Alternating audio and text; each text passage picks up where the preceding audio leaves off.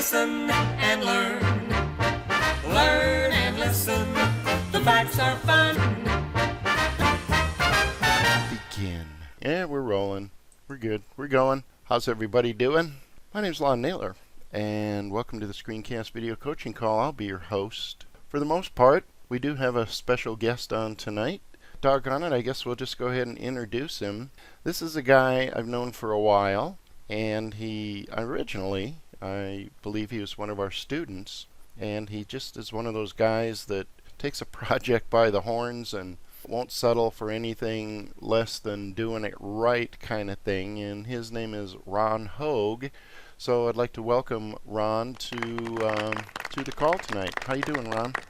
Hey, I am doing fantastic. Thanks, Lon. It's awesome to be here. Appreciate you sharing the night with me. Yes, an evening with Ron. Sounds like we should have some background music playing, some piano or some harp in the background. Oh, don't worry, I'll put some in.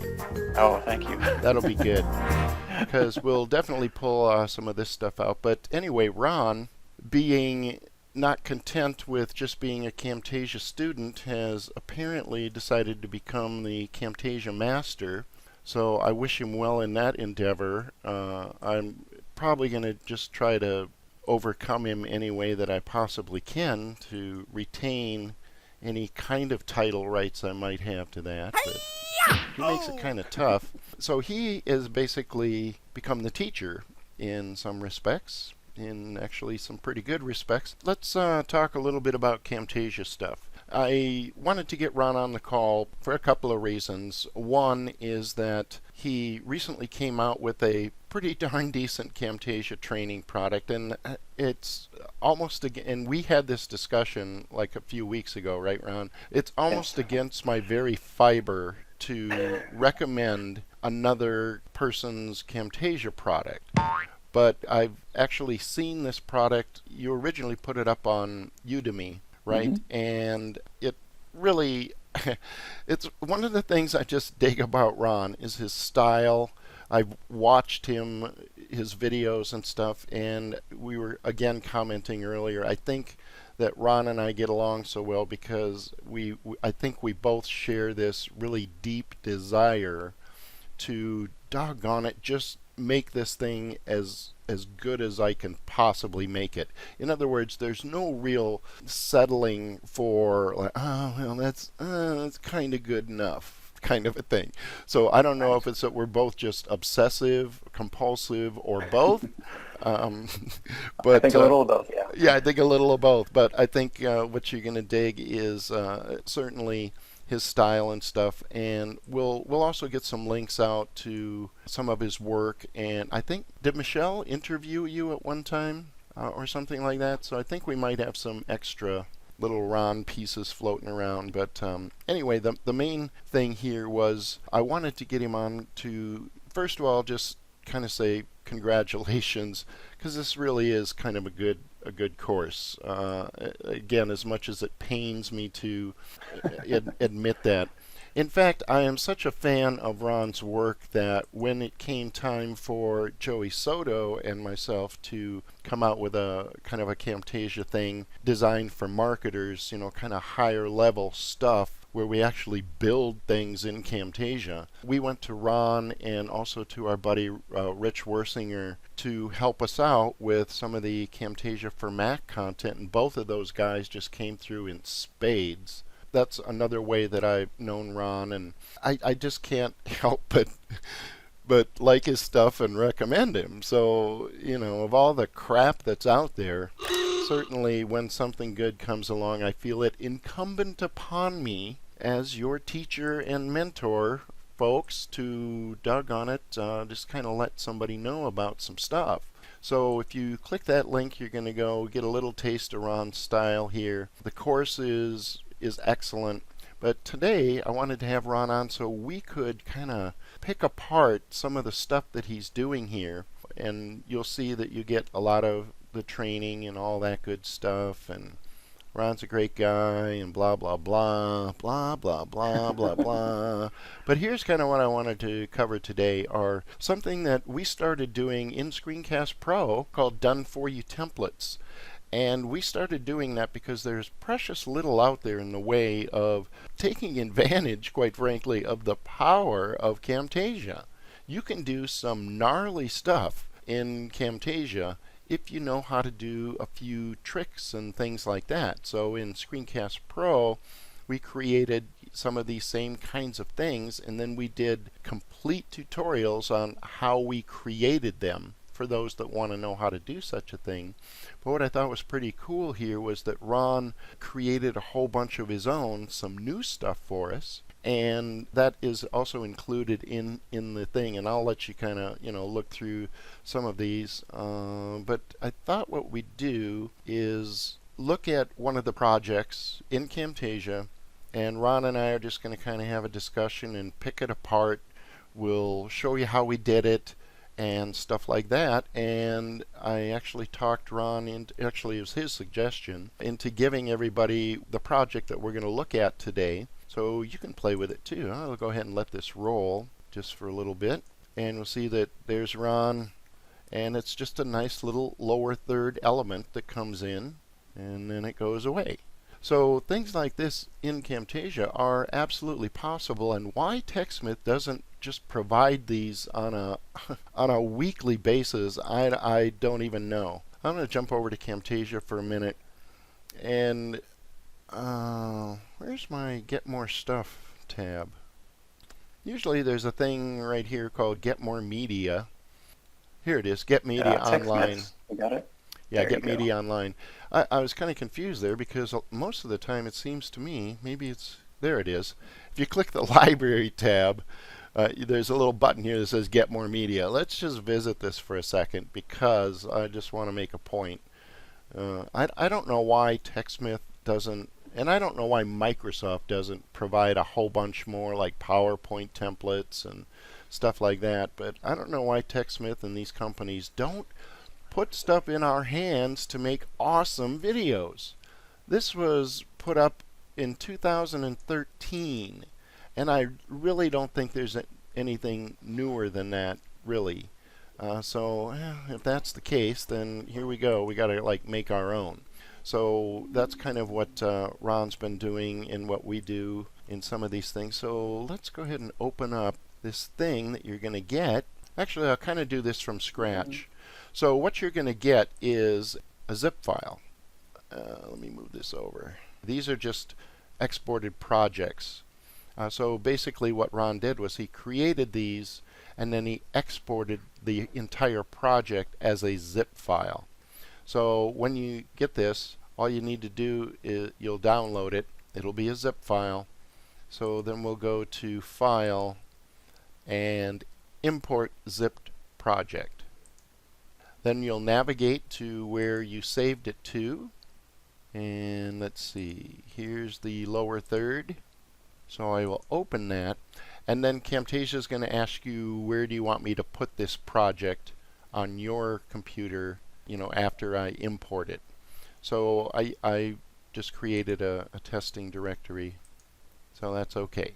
And we'll go ahead and open it after import. Let's kind of see what's going on here. And then I'll probably shut up and let Ron tell us just a little bit about some of the semantics here. I assume you want me to zoom in a little bit.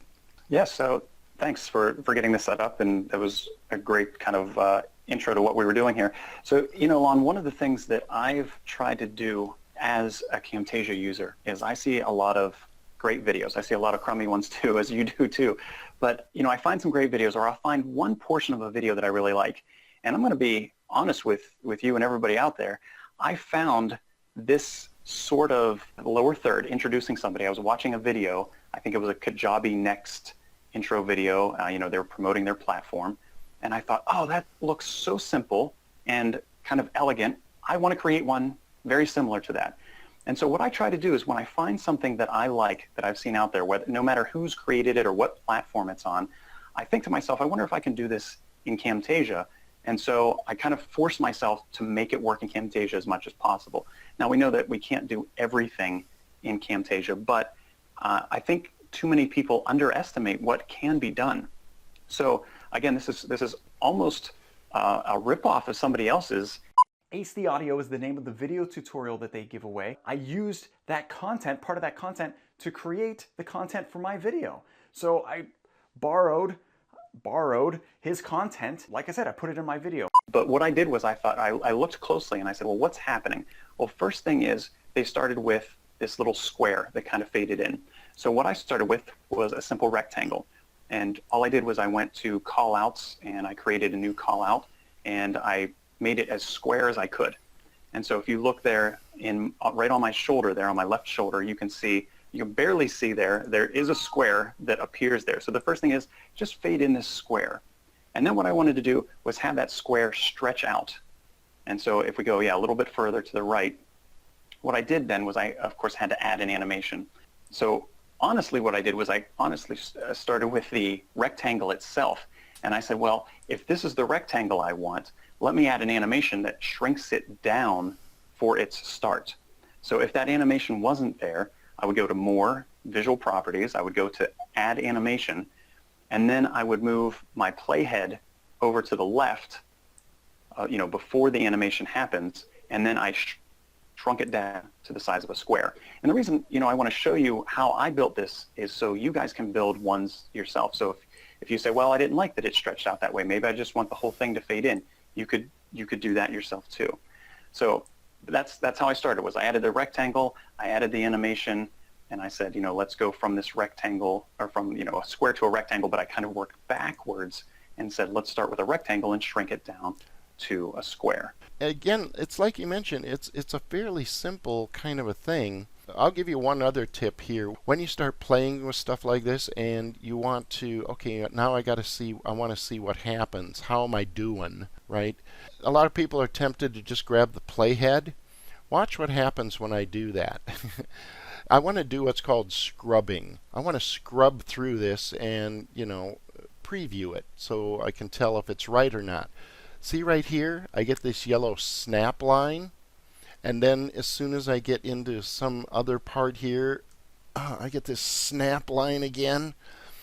It's very irritating to try to scrub that way. If you press and hold your control key while you grab the playhead and move, see? Oh, smooth scrubbing. It turns off that auto snap.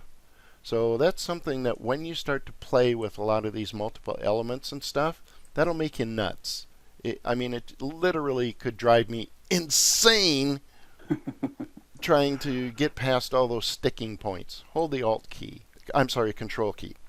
So Ron just has a picture on the bottom, and that's actually a good thing to do too, because if you think about a lower third, let's zoom out here a little bit and pan myself back up. If you think about a lower third, to have some kind of context here as to where you want that to come in, right, and how big you want it to be, I'm guessing that's why you put such a placeholder kind of thing in. That's exactly right. And whatever video that you will be working on, you might not have that person in that location, right? So I built this template based on my position in this particular picture, but you might be in the center of your video, or you might be on the left-hand side as opposed to the right-hand side. Now, we can show you a nice, easy way to move this around a little bit later when it comes time to apply it to your project. But if you were just building something from scratch, like Lon's saying, have a frame of reference. So that's what I started with, was just my picture here, and I thought, where do I want this rectangle to be? How far up? How far down? How tall do I want it? And so that'll help you as you're building it rather than just building it in a void. Nice. All right, so we got a little bit of an element coming in. I'm curious why you put let me see. Let me roll back through this. Mm-hmm. So you did a fade. Did you just leave the fade that was on the rectangle, or just to give it a little extra softer entrance?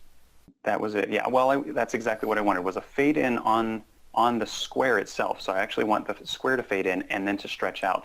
So if you wanted, and I think this is maybe kind of what you're suggesting, is could you do all of these at once? And you could say, well, let me fade and stretch at the same time. You could combine these two, because the first part is how the call out is being applied, and the second part is the animation itself. So if we wanted, we could just say, hey, I want I want this to somewhat fade and grow at the same time. Let's play with it and see what happens. So what I'm doing right here, and I'll make the track just a little bigger so we can see the example, and we'll even get in a little closer. So there's a fade going on that brings his box in general, but what if we just move the animation? And so this is one of the tips, that while you're playing with stuff, be aware that you can change when this happens and how long it takes to happen. So maybe I'll decide, I don't know, let's see what happens if I start animating, the grow part here with the fade, and we'll just kind of scrub through it. Actually, here's another tip. When you're previewing stuff, a lot of times what I'll do is, you'll notice I am selected on this thing right here. Well, I'm going to get, let me jump ahead here. See, I'm going to get all these handles and stuff, and that just irritates me too. So the way I preview without previewing seems to be a source of major irritation for me. You just click off of it, right?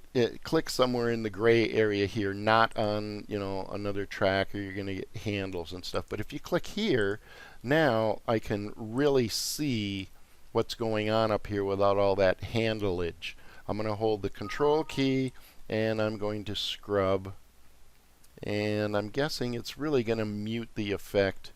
Yeah, it's not a dramatic kind of a thing at all. So, but that's kind of how at least I do stuff. I just kind of screw around with things. Well, did that work? I don't know. Yeah, that's exactly what I did too. And you'll notice here on the duration of the stretching portion itself, when we add a new animation, the default, I believe, is 1 second, and that was too long for me. It was taking too long to grow. And like you were saying, you just kind of play with it and look at it and say, oh, I like this, or I don't like that. So I was able to shrink that down and make it a lot shorter. I think I made it closer to ½ a second for it to elongate from the square to the rectangle. Okay, I was going to say, now another good point here is I tried to jump to the end of this same track. So remember we said, whatever we do at the beginning, we'll want to do at the end, or at least that's the way I prefer. You could just fade it out. But what I wanted to do was I wanted to have it shrink down again. So you can see I added another animation here. Now, when I added the animation initially, it didn't do anything. And you know what, Lon, if you delete that animation, let's just show them. I want to show, so go ahead and move your playhead to the end there where you can see that it's just the rectangle by itself. And you say, well, I want it to shrink back down the way it was. One of the things that you can do, and I love this was a later feature, I believe, in Camtasia 7, is we can add our animation. So we'll go ahead and just add an animation right there. And then I know I want it to be the same state it was at the beginning. So I can move my playhead to before the first animation. So right between the fade and the first animation, and I can copy those settings and basically paste those settings at the end. So if I want to move even further to the left. I want to go all the way to the beginning of the track almost, where it was a square. Oh, okay. And copy that setting. Yeah. Right. Yep. So if I right click and then copy just the settings themselves and then go back, to the end, right click, and then paste those settings, then you can see that it does it for me. And I didn't have to go and say, oh, well, let me stretch it. Was it exactly a square, or did I move it to the left or to the right, or anything like that? I get it right back to the exact same point it was at the beginning. And I think, again, that speaks to Lon and my OCD tendencies, where we want to have things exactly the way we want them to be, and not 1 pixel north or south of where it was originally. You know what? So if you don't use the copy and paste, I think that's a good tip. Yeah, go ahead. Let me kick it up a notch, and I'll give you even an easier way than doing 2 animations. So let me add a call out here. I'm going to add a rectangle call out. I'm going to take the fades off.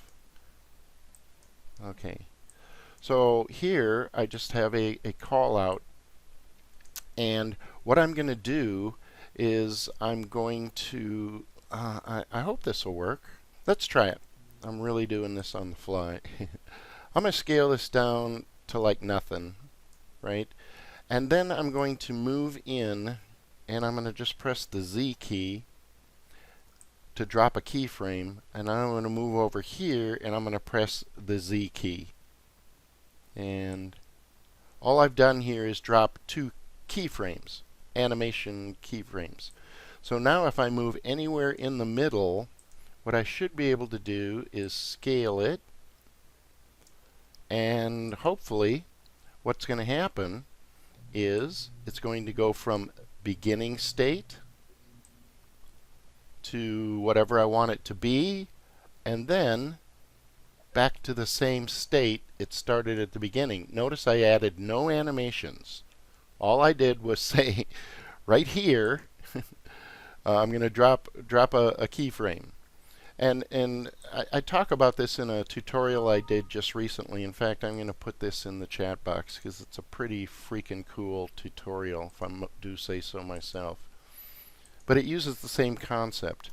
And it's one that I really like now because sometimes it's easy to get hung up on when do I add an animation or things like that.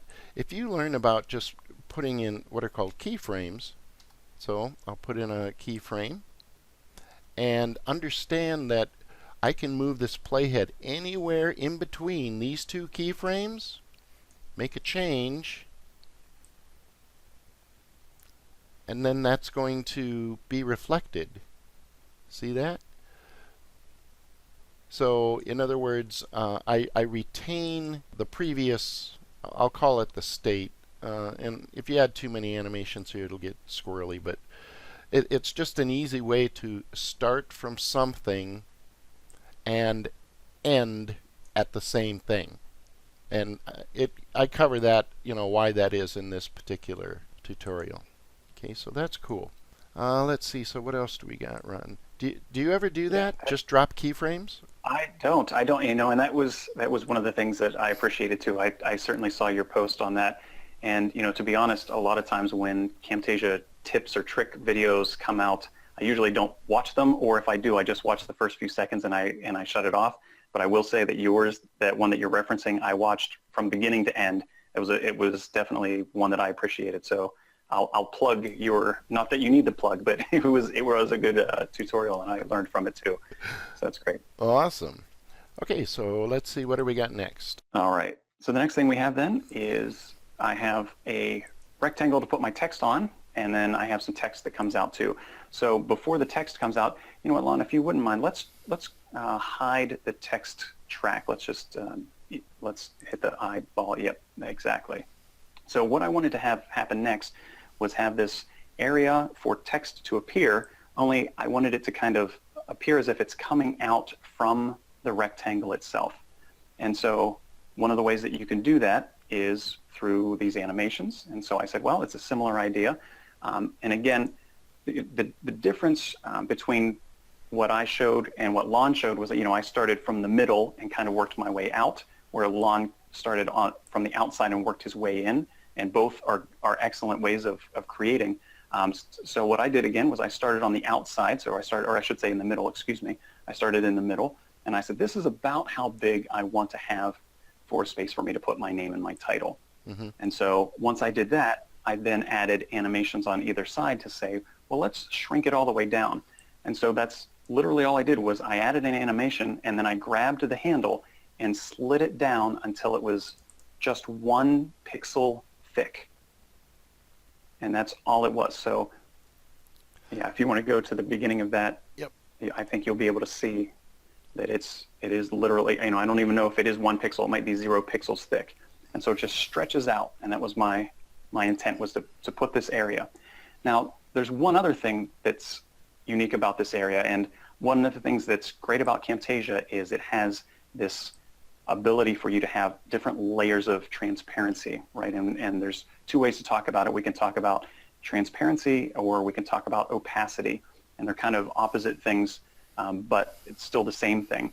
And what I like about this is it allows you to still see some things behind. So if I was talking in the sales video, when this lower third comes out, you can see my hand moving behind it. What I wanted to do is just say, well, let's just make a darker area, but let's still see what's happening behind the video. So when I selected it, I was able to go to the visual properties and look at opacity, and then bring that to the level that I wanted. And so I had a darker shirt, so I didn't need to bring the opacity down too far. I left it, I think it was around 50% or so. But you might have a light, maybe you're wearing a white shirt, and 50% opacity isn't enough. You need it to be more opaque. And so you want to bump that opacity up. And yeah, you can take it all the way to 100 if you need, or maybe to 80% or whatever looks good for you. And again, it's a lot of it's just personal preference. So I added that bit of opacity, but I did that all before I added any of those stations. Right. So Lon, did you have something to add? It sounded like you were. Yeah, I was just going to say that I think I like the opacity thing because to me it just seems a little bit more polished and professional. So if I click off this, just a solid color certainly could work, and in some cases maybe that's exactly what I want to do, because it's what we're kind of used to seeing, isn't it? If you see a lower third on like a news channel or something like that, they probably are playing with, some kinds of things like that. It's a little touch that can certainly add some professionalism to it. So yeah, you set all that stuff up before you even messed with your animations and whatnot? That's right. Yeah, and that's important because if you forget and you add the opacity later, then you're changing the opacity during the animation, right? And we don't want to do that. So it was really add the triangle, move the opacity down to, I think it was 50% or whatever the number is that you like, and then you'll want to add your animations to have it grow and shrink respectively. Gotcha. Right? And if you wanted to do it the way Lon was showing, then it would be the opposite. You'd have it as one skinny line to start. You'd add those two keyframes, the two Z's on either side, and then you go to the middle and stretch it out to the rectangle size you want. Right? And again, either way is great. And since this is Lon's show, then I'll say Lon's is probably better than mine. I'll yield that that bit of wisdom, certainly. Okay, cool. So let's just kind of roll through what we have so far. We got Ron modeling eco-friendly light Compact bulbs. fluorescent. Yeah, exactly. Right. So we start from nothing with a rectangle shape and just stretch it out in the animation, and then the other interesting point here, things that you'll want to be able to dial in, is you'll notice that these call-outs start at different times. So certainly that's necessary as part of the design. We want the line first, and then, boom, at this point in time, the other rectangle starts to appear. So it's not unusual in projects or assets like this to see this staggering of events going on. And to dial it in, again, it's just, okay, well, maybe I'll get this part working and happening as quickly as I want it to first. And then, oh, gee, maybe I need this to not come in quite so quick, or whatever. It's a matter of trying it, playing it, and tweaking it, and things like that. I gave you the tip on scrubbing. By hold the control key, I can smooth scrub, but that doesn't really help me with what the end timing is going to be through real time, does it? So here's a little thing that I do sometimes when I want to preview something, is you'll make a selection, right? So all I really care about is, does this thing come in at the right time? So all I need to do is make sure it's included in this little selection, and then I hit the play button or hit the space bar, right? So that way I'm not like waiting till the end or things like that. You can kind of dial in your previewing. Okay, so I can do that, and then I can actually make a change while it's still selected.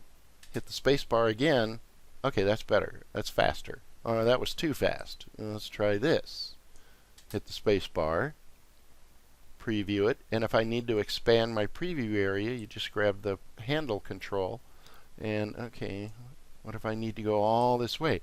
But the thing is, you can leave this selected while you're messing around here, and I use the hotkey, the space bar, and I can really kind of skippy through without a lot of, okay, now I got to move the playhead back to the beginning and a preview and it's little things like that that'll help make things go faster when you're doing more complex stuff. Boom. All right, so I like that. Awesome. And then finally, this is just a little text box, right? That is. And what I wanted it to do was appear as if it was coming out with that stretching of the rectangle.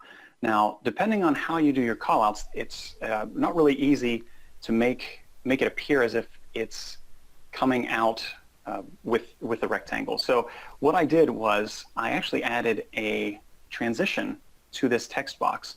So rather than adding an animation, if we go over to the transitions tab, you'll see that there are some of the transitions that allow you to slide.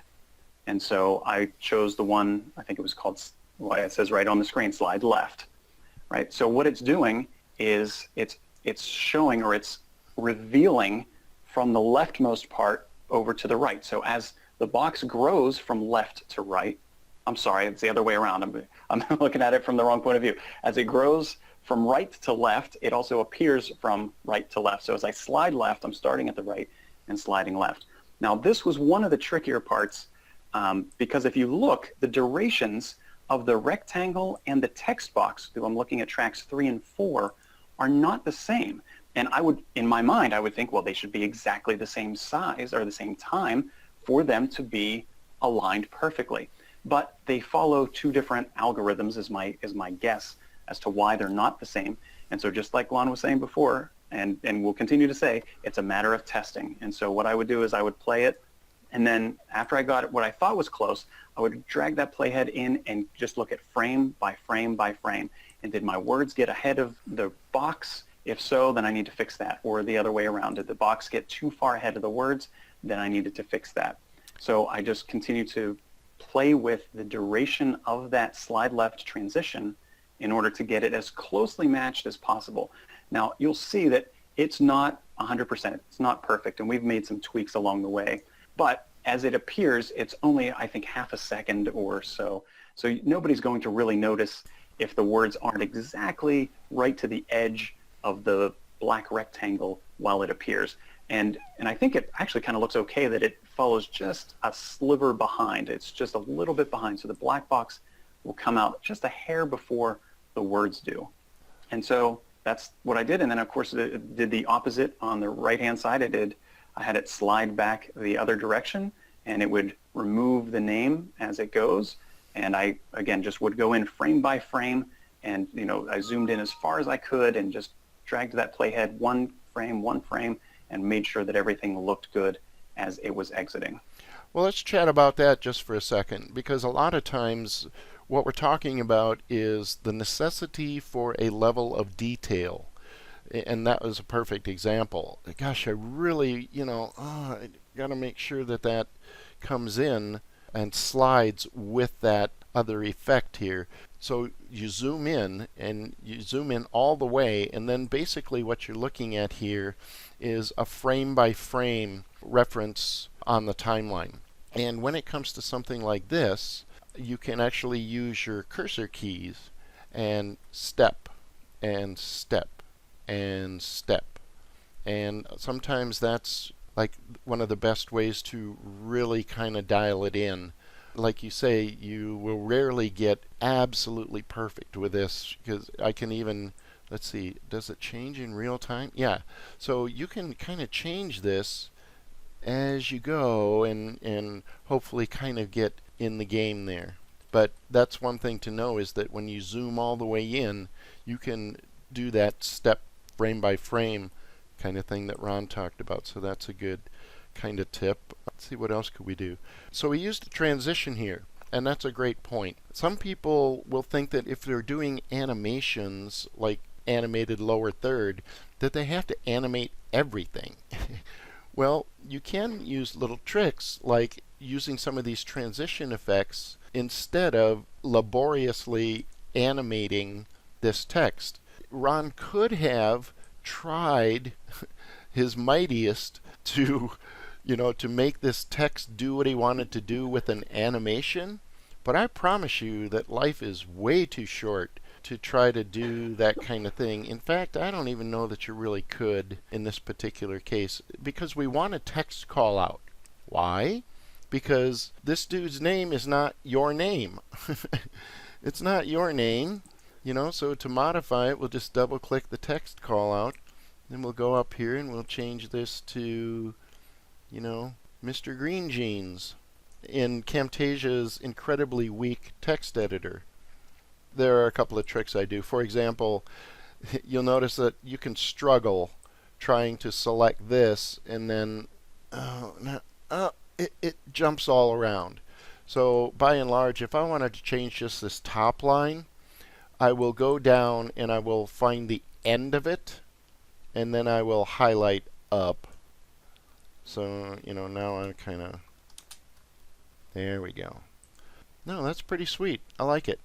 That's good stuff. Good. Now let's do one more. Let's make a mistake here. And let's say, oh yeah, leave your playhead right in the middle. That's perfect.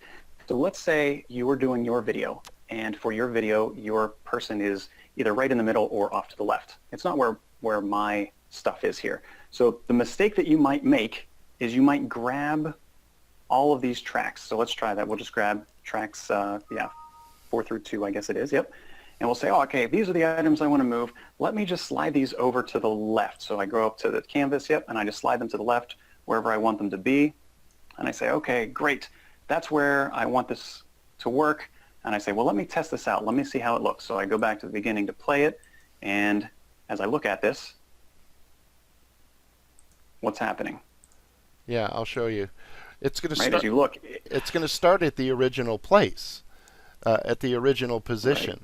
And then it's going to, do what I told it to do, move all the way over to the left, right? And then continue with the animation. So, gosh, Ron, that's horrible. How do we get around that? Right, yeah. So the best way to do that is to say, I want all of this to move together as a single unit or as a group. And so what I'll do is I'll grab all 3 of these tracks again, and then I'll right-click and make them a group, or you can use, I'm sure there's a control key, Control G, to group together. And if I group them then, and now it's going to be, it looks like it's a single item, I can then drag it to the position I want, and then let go, and then go to the beginning and play it. And then I can see if I scrub it or whatever, it appears where I want, and it stretches down where I want, and expands where I want, and everything works there because I was able to move them as the group. And so it changed it from a very specific and literal start point to a relative start, grouped everything together. So that grouping function is very powerful, and I've used that quite a few times to kind of fix things to operate the way I thought they should be rather than the way Camtasia assumed that I wanted them to be. Yep, grouping is a great thing. And one of the other things then, just to kind of wrap this piece up, is to understand that, well, once we get Ron's name here and his title, we might want to reuse this in other projects so we don't have to mess around with this ever again. So the way we would do that is, I'll go ahead and ungroup these, and we'll just kind of take it from the beginning there. So this is the project you're going to get from Ron. Let's say I want to create one that I can use over and over again. I'll change the text, and then we'll right-click. And another way to, I'll just group them. I was going to say, if I want to just highlight the stuff I want, you can right-click and add this asset to library. That's going to create a group. Okay, but in order to move it and stuff, I like Ron's trick, so we're just going to group this. Okay, and then another handy-dandy thing that I might want to do is to click on the blue part here, and I'm going to rename this group. So we'll call it Ron. And I really am just not going to be more clever than that at the moment. But if you have multiples, then you could call it different ones. Or another useful trick there is to be indicative of what it is. So maybe Ron Blue Opaque or whatever, I don't know. You might want to think about just being able to identify it easily by name. So for example, if we created other kinds of lower thirds in my library, I got like a bunch of them, and sometimes it's a struggle to remember which one looks like the one I want. So sometimes I'll name my groups based on the appearance of what it is. So we'll call this Ron, and then I can right click and add this asset to the library. See, now it shows up here, And in future projects, kind of forevermore, if I want to use this, I just drop it on the timeline. And let's change our background just for demo purposes. That's kind of weird. What's that shadowy figure I have there? I'm guessing it's a shadow on the text itself, so maybe I hadn't noticed that myself, but maybe if you just click on that track and go to Visual Properties and disable the drop shadow, that's my guess. Yep. Yeah, you got a distance there. Yeah, Oh, that's there we go. interesting. Yep, I don't remember putting a drop shadow on there, but apparently it does, so it probably comes on by default. Yeah, that's a good point. A lot of times with Camtasia, so for example, let me go to callouts. I'm just going to add a callout. I'm not going to pick one off the list here. And I do this a lot. I'll just add a callout and then pick what I want. What you'll notice is that it remembers what you used last. Okay, so it's a rectangle because that's what I used last, and it has the same properties of what I used last. So if at some point in time you had probably created it. Oh, see, it's got the drop shadow on it. Maybe that's by default. I don't know. Anyway, so that's some fun stuff, right? Anybody have any questions on that? Gosh, we got kind of a full house here. Is this just riveting stuff? Man, I love this. Sweet. I don't know, but it could just be we get a little more geeked up than most folks, but We do, and I think that's okay. I think that's fine. Everybody has their little things that they get excited about, and these fun Camtasia tricks is one of mine. Did you want to talk about track naming at all on this? I know it's probably more relevant in other projects, but did you want to discuss that a bit here? yeah, let's just kind of wrap that up. Let's see. Let's go to recent projects. There's another one that comes with your course called the YouTube End Card, and you did a couple of interesting things here that I thought maybe you just want to touch on a little bit. And again, I'll let you kind of preview it on the sales page here. It is this one here, YouTube End Card. I use end cards a lot. I like them. And I have tips and tricks on how to do all that stuff. But Ron's put together one here. I haven't really picked this one apart, but what are you thinking? What do you got here for us? So anytime we're looking at a YouTube video, we always have the end of the video, we're full screen, and then we have to shrink that, whatever that screen is, down. And so when I do that, I'm doing that so that I can show maybe a subscribe button or some other videos. So on this particular template, I thought, well, what if you want to show several videos, or maybe you only just want to show a couple, but you probably always want to show your channel and a place to subscribe. So if you look, you're at the beginning of this, and if you scrub a little bit into this one, you'll see that it just goes down, and that's it. You just have the video and then some other links that are there. So you can see, if somebody wants to hit me up on Facebook or whatever. And so this one, honestly, isn't very exciting, but at least every one of these has a background as well. Let's go to the second one, and you'll see instead of just that one video that shrinks down, we have a video that shrinks down, and then another video is there with it. So if we scrub in a little bit, you can say, okay, well, here are a couple, and both of those are video placeholders, meaning that you would have two videos actually playing at the same time. Now, you would want to mute the second video or any of the other videos you're adding, but again, just trying to put some sort of background there for videos to be playing as you're ending your video. And one of the reasons we do this is to keep users' attention to the end. A lot of times when we're doing a video, we'll look and we'll say, all right, well, thanks for watching. And I don't know about you, but as soon as I hear thanks for watching, that means you can now click stop. So rather than do that, let the video continue to go and draw their attention to maybe another video so you can increase the number of views you have on your YouTube channel. So one of the effects that we're showing here, if you look, I had this bamboo background is the lowest track, and you can see that I named it background, and I have a different background on the third example here. But for now, if we look, there were two effects that I added to that, and those are the blur effect and the darken effect. So you can see that I named those two tracks on the left, darken and blur, respectively.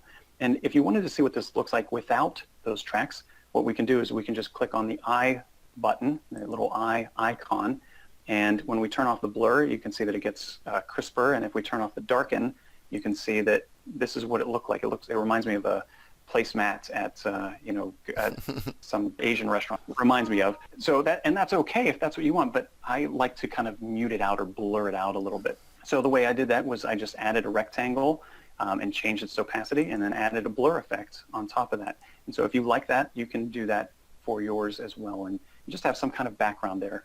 And again, it just helps to make it more of a subtle background, because you want your users' attention to be drawn to the videos or the links to the subscription button or the Facebook pages or something. Nice. Good, yeah, and you would just resize your video, put them to match the same placeholder that I have there. Yeah, and I have a couple of tips and tricks on how I do that too. I'll probably repost those links in the Facebook group. So you actually have like stacks of stuff that you can do the same kind of thing with turning on and off. For example, I'm not real sure what the value of necessarily having these on an end card is, your Facebook and Twitter stuff, unless someone were to actually type it in to a browser. I don't know if that happens on YouTube, but to my knowledge, you can't make these clickable links. You can use a YouTube annotation to click to something on your own site if you're a partner level, but it's what's called an associated website. So in other words, YouTube has to know that it is your site. You can't just send a click anywhere. So let's say that, I don't know, I think that's kind of a waste of real estate. Maybe I just want to turn them off. So you kind of put everything on its own little dealie here, and so we can just kind of click things off. I like that. And then again, once we're done kind of messing around with everything, if you get things dialed in the way you want, do the same trick, group everything and add them to your library, and then you're kind of good to go. So those are a couple of things that I thought were interesting. All right. Talk a bit about the size, 1920 by 1080. All right. Well, most of the projects that I do almost exclusively in 1280 by 720. But as we know, as video continues to grow, a lot of projects are in this 1920 by 1080. So what I wanted to do was create a project file that would be able to go with full HD, which is, I believe it's full HD, that's 1080. And so I thought it's easier for us to have a larger project file, which is this 1920 by 1080. And then if we need to, we can render out the part that we need and then just collapse that or shrink it down to 1280 by 720 if we need to. So, I intentionally went larger than I typically use because I know that's where the future of video is going. More and more videos are going to be 1080. Again, for training purposes, most of the time I don't produce that large. But for templates, it's better to have it bigger and let you scale down rather than making things too small and then you scale up and then things get pixelated and it just doesn't look so good. Yep. That's pretty much the deal on that guy. All right. Well, I got a little bit after the top of the hour, Ron. Let's see, are there any other questions you guys want to hit Ron with while he's here? Other than that, we'll probably wrap it up. I thought it was fun. I had a good time. I had a great time. I'm excited to be here with you guys tonight. This is awesome. We should do this again sometime. Well, we will. I'm sure we will, because we'll get in some kind of mischief. That's for sure. Alrighty, I don't see any other questions coming in, and I have to go put chickens to bed, literally. Is there any link that you want to share with your folks if they want to take this further? I don't know if you shared that link with them or not. I did. Let me make sure that I did. Yeah. So there is a link in the chat box, screencastprofits.com/tools/Camtasia Mastery. I'll go ahead and put it in there one more time so everybody can go ahead and check that out. It's a great value, great bargain. Ron's top-notch in my book, that's for sure. In fact, we'll be doing some more stuff for sure, because this is just too much fun. Sounds great, Lon. Okay, thanks everybody. Thanks, Ron, and we'll talk to you all later. So long.